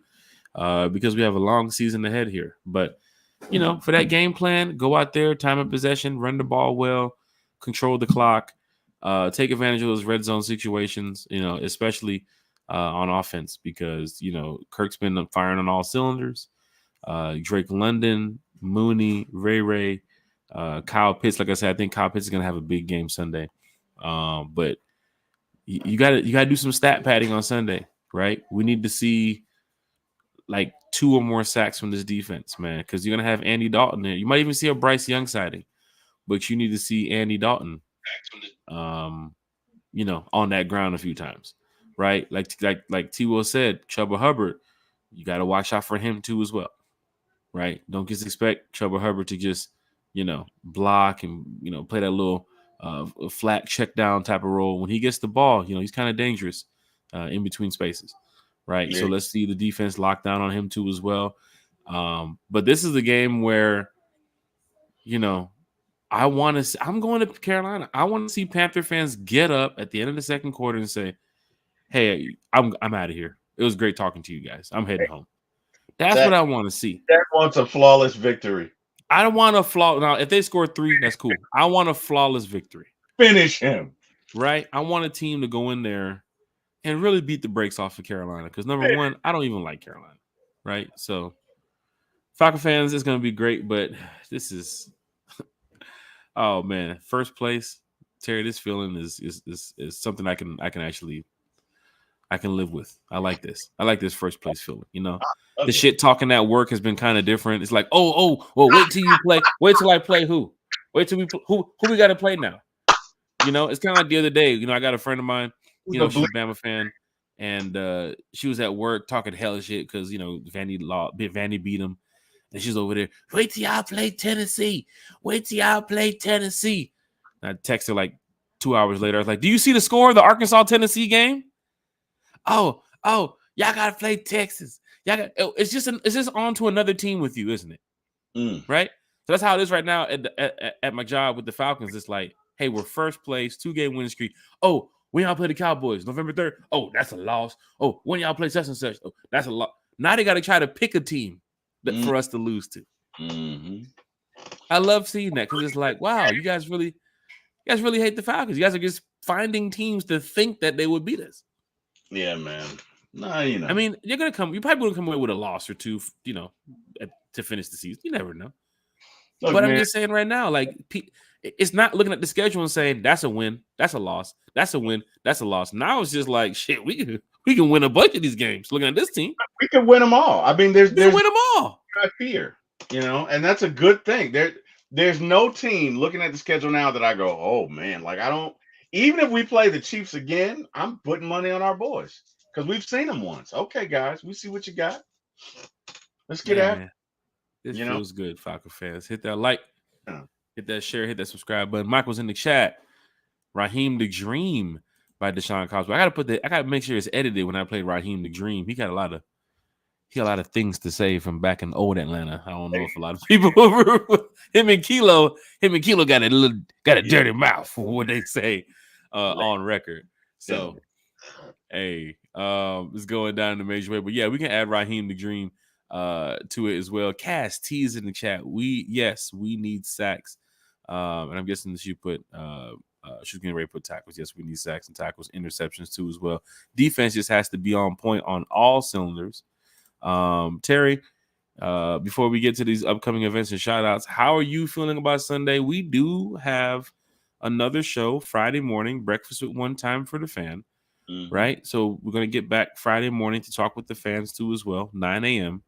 But how are you feeling right now, Terry, about your first place Falcons, about this offense, Zach Robinson, Coach Raheem, Arthur Blank, Terry Fontenot? How are you feeling right now, October 9th? I'm feeling good. I'm cautiously optimistic. Again, Jack, it is a long season, right? Mm-hmm. So we have to take this 1 week at a time. I know we all want to look forward, but we take this 1 week at a time. So I shouldn't be refreshing my emails waiting for the playoff email. This is not the time to do it.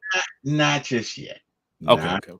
But we take it 1 week. But that podcast episode that week's gonna be crazy as hell. And I'm like, Terry, look at it. Playoff tickets secured. I think we should celebrate. You know what I mean? I think you should have beer and I will have the I'll have juice. Yeah, shit, not apple cider. Yeah, man. Yeah, I'll have juice. But no, seriously. In all seriousness, I'm cautiously optimistic. I love this team. I love the coach. I love our organization. I think it is our year, but that remains to be seen. I think that we can beat anybody. I think that if the stars align, you know, if God so sees fit, this could be our year. We won't know. But let's take it 1 week at a time. And the main thing is, guys, like life is, let's enjoy it. Let's enjoy it every week. Let's enjoy it. Let's fellowship. Let's revel in it, right? We got a winning team. We got a great quarterback. We got kick-ass receivers. We got 2 very good defensive backs. We have the best safeties in the league. We got a good team. Let's enjoy it. You know what I mean? Let's enjoy it. And if we end up, 13, 14 weeks from now, you know what I mean? When we end up in the playoffs, we'll celebrate then too. But for now, let's just take it 1 week at a time, man. Those are my thoughts. That's how I'm feeling about it. Falcon fans, T. Will, One Time for the Fan, for my ATL Sports. How's everything going on over there for my ATL Sports too as well, Terry? Oh, man, everything's good. I had to edit that show where I darn near passed out, but it was okay. Oh, wow. Again, it was, you got to laugh. Hey, we all have our, behind the scenes uncensored, uncut moments. Oh, wow. Treat it as a blooper for when you, get signed for CBS or Sirius XM. Like, hey, guys, got the blooper compilation coming out. Oh, my God. Boy, that's a blooper for you. No, man, everything's great. We're up to 80 subscribers. Again, I can be reached at For My ATL Sports 1 on YouTube. Actually, myself and Lisa Shepard. We also have my buddy C Dub. We got Jabri Harper. We have the lovely Tiff Raines, who's just as sweet as she can be. And got a great team over there, man. We also have Chris A1 Moore, who helps me out with the Braves. And Chris is just a great guy. Chris helps me with everything. If Chris isn't doing your videos, Chris should be. I'm just saying, man. Chris does great work. But yeah, man, I can be reached at For My ATL Sports 1 on YouTube. We got 80 subscribers. We're growing. We're trying to get there. Hey, come grow with us. You can see us on Friday at 7:30 p.m. Saturdays in the afternoon, and we typically review Falcons victories or defeats, but we like to review the victories. Typically Mondays, any given destination, any given time. So hey, feel free to join. Again, For My ATL Sports 1. Please like, share, and subscribe.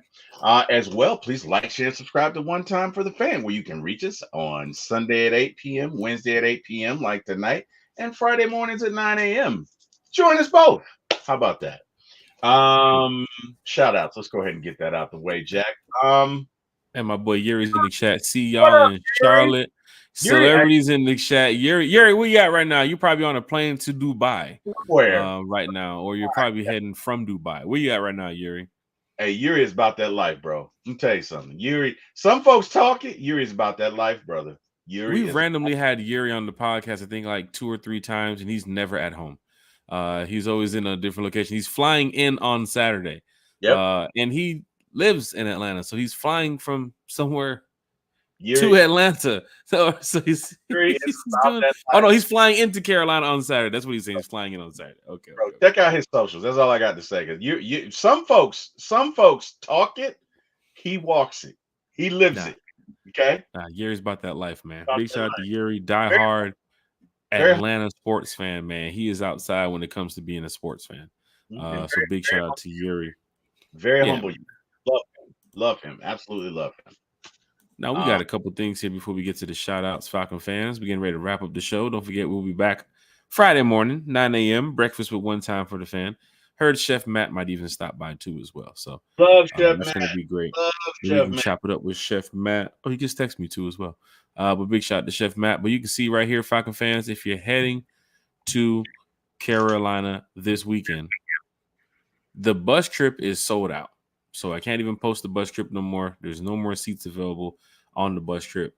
Thank you all for everybody who purchased bus seat passes to head up to the game on Sunday. The bus trips are fun, man. We've been doing it for about 5 years straight now. We started off with 1 bus trip. Now fans have kind of interested us to do 2 bus trips. So now we have this Carolina one, and then we have the Tampa one coming up too as well in the next 2 weeks. So big shout out to everybody who's a part of these bus trips. But right here on the screen, you can see it. We have the tailgate in Carolina on Sunday. Right here, www.riseuptourfanclub.com/tailgate. $40 per person. $40 per person. All you can eat while supplies last. And let me tell you something, man. We got a bunch of food, man. We went shopping the other day, and we got everything that we needed to make sure you guys are taken care of. We still got some more stuff we're going to get in Carolina on Saturday, but was going down in a major way Sunday at the tailgate. Your boy, Jack Spade, going to be out there DJing, playing all the Atlanta hits. Some of y'all in the chat here has helped me out tremendously, so I'm going to be adding some new songs for the tailgate on Sunday. But, you know, from the moment you wake up Sunday morning, it's going to be a good vibe. It's good weather. Falcons going to be out there hitting the field at 4:25. It's a 4:25 game. But, yes, the tailgate, as you can see, is on the screen. $40 per person.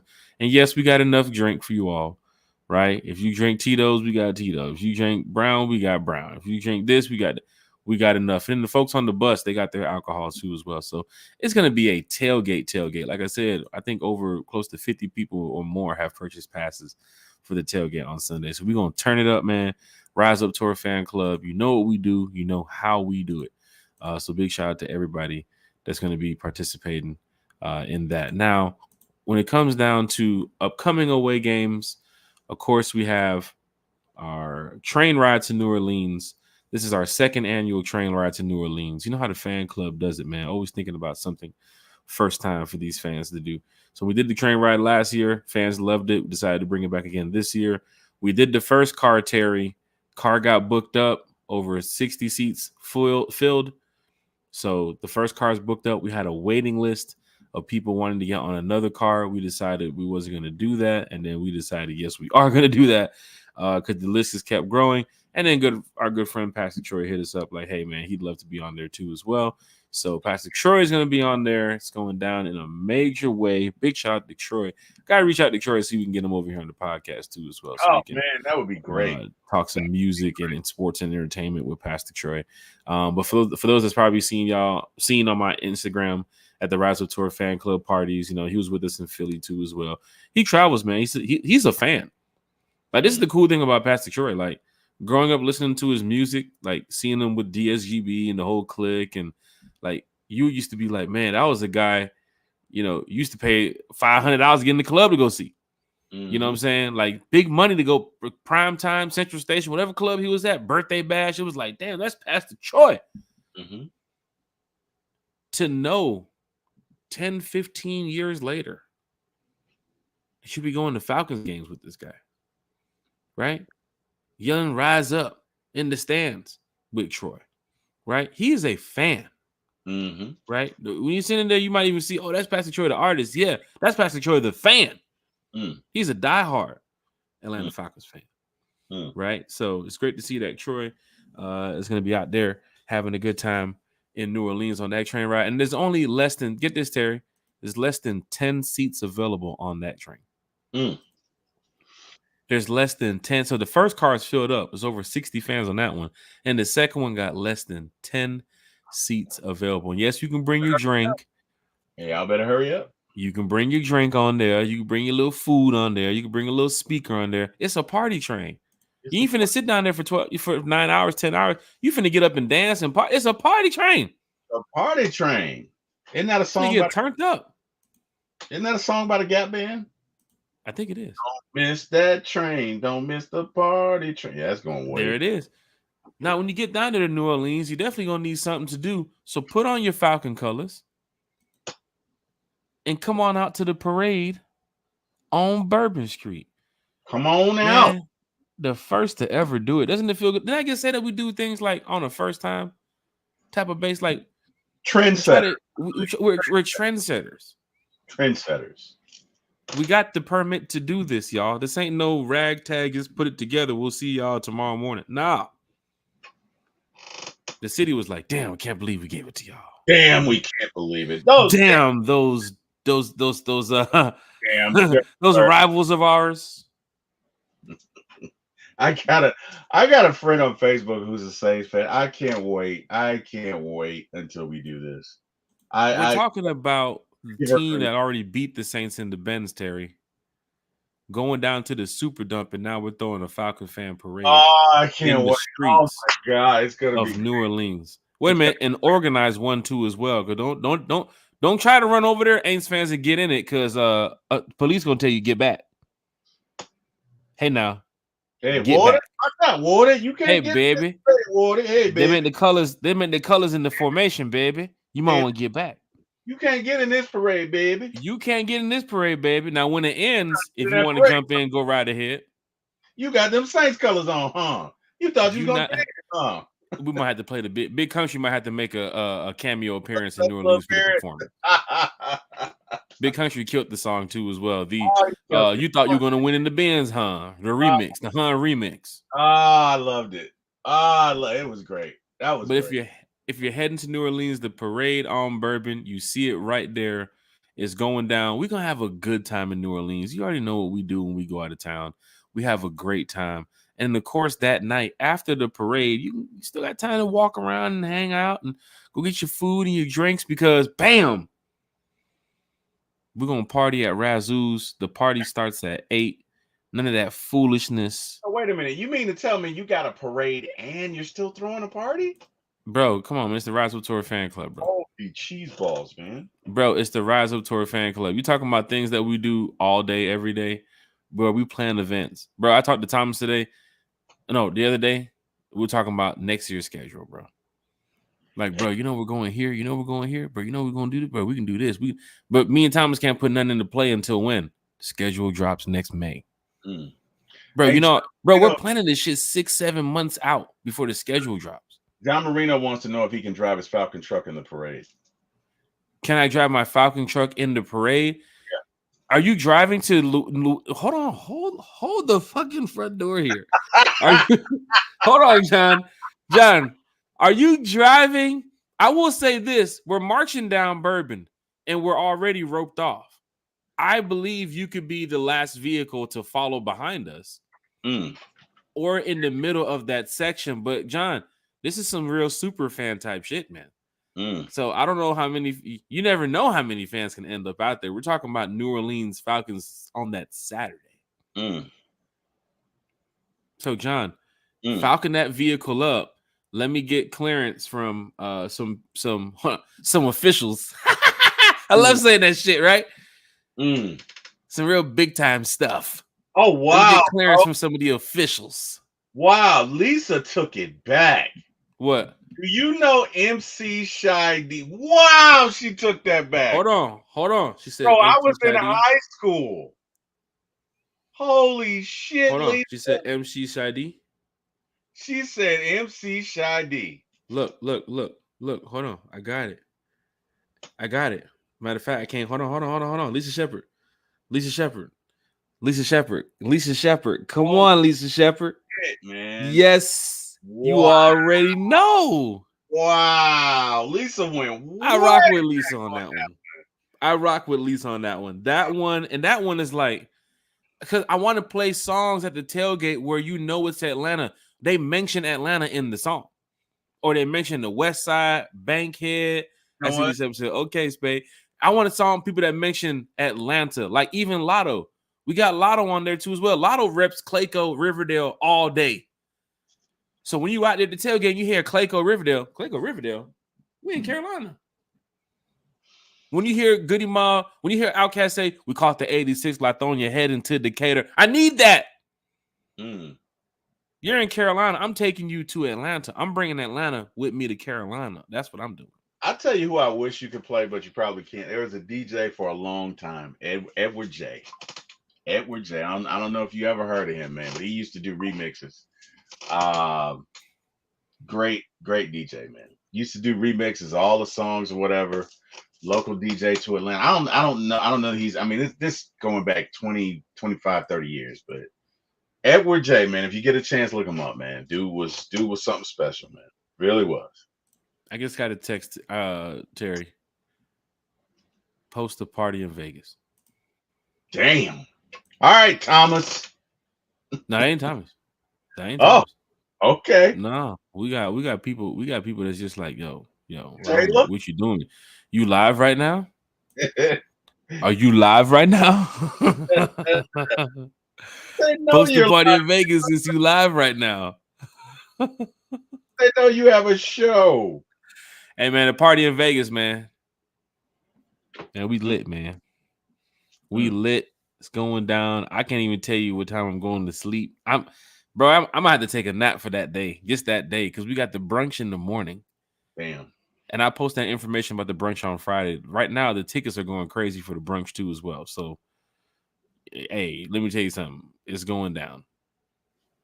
When we go on the road, man, we have a good time. We're first place Falcons. I'm gonna say that going into that Vegas game too as well. We're first place Falcons heading to Vegas. Let's do it. So Falcon fans, y'all want to party in Vegas? Y'all want to have a good time? Y'all don't even know who else is going to be stopping through there. Man, we got VIP sections, man, the whole bottle service. It's a Vegas type of lifestyle when we're out there, man. We're taking Atlanta. What Drake say? Houston, Atlanta, Vegas? Well, they know Houston. We get Atlanta, Vegas. Man, we're going to go out there and have a good time, man. Falcon fans, we always do this when it comes to being on the road. And big shout out to all the fans that's on the waiting list for the Rise Up Tour fan club. Next year's membership. I'm trying to tell y'all, man, what we getting ready to do. There's man, me and Tom talking about some stuff like first time stuff that we're gonna get ready to do for some fans. You thought the cruise was something? Oh, that's nothing what we're getting ready to do. I mean, we already posted the other day in the chat. We already got the flyer ready. So, is something that we're getting ready to do. And once that's posted, people are gonna say, "Damn, how the hell y'all be doing that?" Man, we just creative. You got to do it. Creative. We got a strong team of individuals that put their minds together. I'm talking about probably more than 15 people that sit down with this shit. First, it started with 2. But big shout to Jock, big shout to Streets 94.5, big shout to Troy. I think T-Pain's performing that Saturday too in Vegas, man. Hey, man, let me tell you something, Falcon fans. I'm keep saying it. Keep doing what you're doing. The NFL, they're hearing about it. NFL fan bases are hearing about it. I'm telling you, there's people that's out there saying that Falcons, that stadium, Mercedes-Benz, that's a tough environment to play in. They keep doing all that. That's what in between quarters and in between timeouts, they're getting the stadium and fans involved. Y'all better be careful because this is gonna become a hostile environment. People are gonna be like, "Yo, we scared to go." And don't even mention the fight. You don't want to say nothing to the wrong person out there in Atlanta now. Bro, they fighting in the Benz. Well, bro, there was a fight every week, Terry. Let's not encourage that. It's not encouraging. It's not something that you want to do. But I don't want to be the fan base to be known as, "Oh yeah, they're gonna punch you up in there." Yeah, no, you don't want that. That's bad. It was on TMZ the other day, Terry. On TMZ. We got to stop that shit, bro. We got to. That's bad for business. We got to. And it's not even like the fans is like in the hundreds or the suites or the clubs. Like these are the fans is like, I guess, I don't know. The past couple of fights has been in the 300 section. Well, right? I mean, so let's not put that mark on. That's the danger zone, right? Yeah, but I mean, if there's a fight in most NFL stadiums, it's gonna be in the 300 section, Jack. I mean, that's what you were telling me about Philly. You was like, you should have went up there to the 300 level. It's like I was perfectly fine in the 100s. Say you should have. I said you did. Your response would have been a little different. But going into Philly, Terry, and I stand on this, Terry. This is where me and you had the back and forth about the fans because it's great because. You were with the wine and cheese crowd. You were not. I was with hold on, but the Falcon Fest I went with my boy Chef Mike. Man, I was telling him, bro, let me tell you something. I was telling him before the game, hey man, goddamn, might want to goddamn tone it down a little bit here, cause you got the single seat. We sitting together. y'all were in the Alpharetta section of Philadelphia. Oh wow. Y'all were not in the SWATs, sir. So all I'm saying is you go to that 300 section. I'm not saying, look, your experience gonna be a little different. And that's in any stadium, right? Be it LA, be it Philly, be it New York, wherever the, shall we say, more reasonably priced seats are, it's going to be accompanied by certain behaviors. Yeah. And I'll leave it at that. I'm not gonna look. It's not my job to profile anybody. I'm just saying, as a human being of 53 years, there's certain truisms that I've come to know, and that is one. In any sport, right? The more economically feasible the seat is, the worse the fan behavior is. You can book that. You can take that to Prize Picks and book that because it's true. So there you go. Hey. Falcon fans, it's great talking Falcons football with you all. Friday morning, we're back, Terry. Breakfast at One Time for the Fan. I really love the Breakfast at One Time for the Fan shows. I do, because you wake up and you talk Falcons. Waking up, talking Falcons football. It's not about, like how today is. We got to go to work and take care of the fam, and then you got to get ready for 8 o'clock and get prepared and get your notes. No, you wake up bright and early. Sometimes I just be sitting over there like, bro, Breakfast at One Time for the Fan. Let's go. Let's do it. West Coast, where you at? Y'all awake? Y'all up? I ain't even up. Let's go. But I love talking Falcons football with everybody. Mm-hmm. I'm telling you. And Terry does too. Carrie does too. Bodie, you saw Bodie the other night. Bodie just jumped in randomly. Like, shit, I'm going to go live right now with y'all. What do you do, Bodie? Bodie! I told Bodie to turn the camera on. He ain't going to do that when he's wearing that suit. Not that hazard suit. He ain't going to do it. Especially, I'm surprised he had reception that far down underground where he was, because that new bunker they're building over there in Forsyth County. That one goes for you, Bodie. Falcon fans, hit that like, share, and subscribe button. T-Will, what's your shout outs, man? Hey man, shout out to everybody in the chat. Thank God for you all. We do this for you. There would be no us without you. We appreciate you. This is so much fun. You make it worth it. You make all the work that we do and all the effort that we put into it worth it. I appreciate you. Want to say thank you, God. Thank you, God, for everything. Would not be here without you. Cannot thank you enough. Also, want to send a special prayer for Carrie and all of her family. I pray that you guys are okay. First and foremost, I pray that the storm is not as bad as it is. But if it is, I pray that you all are okay and you find safety and shelter where you need. And just know that you are in our thoughts and prayers, and that we hope that you are okay. And hey, man, when life gets back to normal, feel free to join us. But we're here for you, Carrie, and we just want you to know that. And last but not least, I got to thank Mr. Jack. I got to thank my wife, man. Got to thank my wife. So she, had my little heart attack situation. Totally cool about it. Like, didn't get, my Kim is a soldier, man. Mhm. So, hey, man, got to give shout out to her. Shout out to Maya. Shout out to Mariah. Shout out to Zach. Shout out to all my family, man. My nieces, nephews, my mother-in-law, everybody that helped out. Love you guys. Appreciate you guys. And last but not least, hey man, Jack Spade would not be able to do this, wouldn't be in this business without you, sir. Got to thank you every day. You keep inviting me, I'll keep coming back, man. And I'm going to defer to you, sir. It's on you. Hey man, it's going down in a major way. John Moreno, I got to see the truck, but then I got to speak to like some of the officials out there in New Orleans just to make sure it's good. Because I'd love for you to bring that truck down, and then we just crank it up at the end of the parade by your truck somewhere. 'Cause I had different ideas of how we wanted to work the end of the parade. I'm sure Thomas had different ideas too as well. But where we stop is like the meetup spot, man. So we're gonna crank it up. We're gonna crank it up. So, John, man, I get back to you, man. Good thing about it is it's a month away. The game's a month away because we're talking about November 9th. It's October 9th, right? We gotta get to my birthday first. So October 26th Season in Tampa, it's going down, man. So big shout out to you all in the chat. Thank you all for helping out with the playlist songs, some of your favorite songs, favorite Atlanta songs to play at a tailgate. We're gonna crank it up out there on Sunday. We're gonna show Carolina that we are definitely from Atlanta.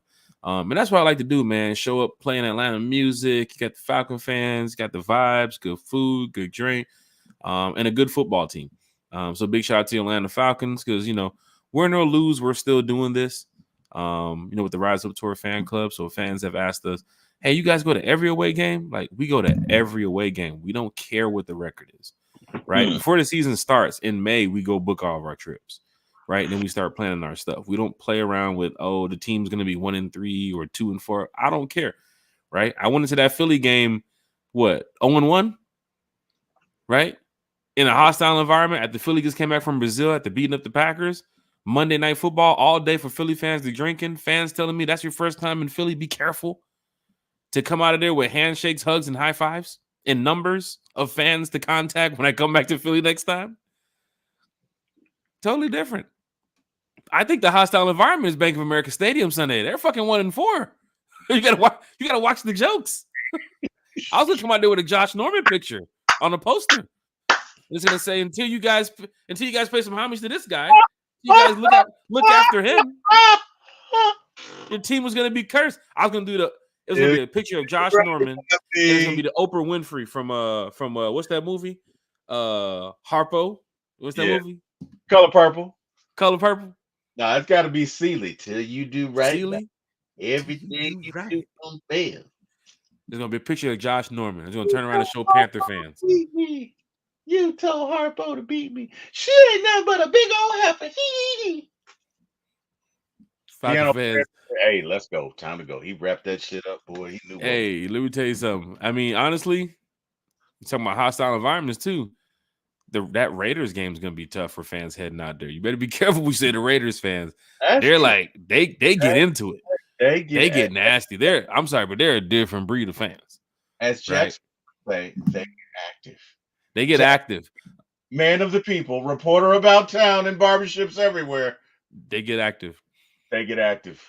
And if you saw that the other day, Terry, I mean, shout out to the barbershop. I was just trying to get my hair cut. I was just trying to get my hair cut. Next thing I know, I got 15 New Yorkers out there with the yo, back up, son, yo, back up, yo, kid, you don't know me, son. Oh wow! Like, yo, what are y'all doing? I'm just trying to get my hair cut. Jack, for those of you who don't know, Jack posted a video and he's like, "Man, these guys are getting active in the background here. I'm gonna kick your ass!" At the end of the video, you hear the one guy tell the guy, "Let me tell you, son, I've been on the streets longer than you." You're hearing that. People's like, "What did that guy just say?" And I'm like, "Bro, he's talking to the dude right next to me." Like, I'm telling my son, "Get back," because I see pistols. I see them, and this is a barbershop, which means it can get active. Jack Spade is our and they're from a different state. It can get active. I already got the one dude. The main barber's on the ground. The main barber's sitting on the curb with his arms folded, like, "What y'all want to do? What y'all want to do?" He the one cutting my hair. I'm like, "Oh shit, I ain't getting my hair cut today." He the main one. Shout out to the barbershop. I wanted to go talk Falcons. Next thing I know, shit, they don't want to talk sports today. I got the pool table and everything. I wanted to go kick it, get ready. I got my son getting his cut, got my cut, talk some Falcons. We first in division. I'm talking shit to everybody now. And we play the Giants coming up. They're from New York. They're Giants fans. So they're like, yo, all that shit. But then it gets active. Next thing you know, that door opens up. Boom. Yo, son. And all of them just walk out. And it's like, oh, let me get my camera and start going Channel 5. Miles Garrett done taught me something. He's our hood Ted Koppel, ladies and gentlemen. Man about town. I would have hit Miles up like, "Miles, yeah, you saw it happen at the gas station? I'm right here, bro. Here go the video." You can post that. Wow. Oh, wow. Yeah, but they get active, man. So shout out to the barbershop. Shout out to the fans in the chat. Shout out to the fans going to Carolina. Fans that's continue to rep these Falcons 24/7.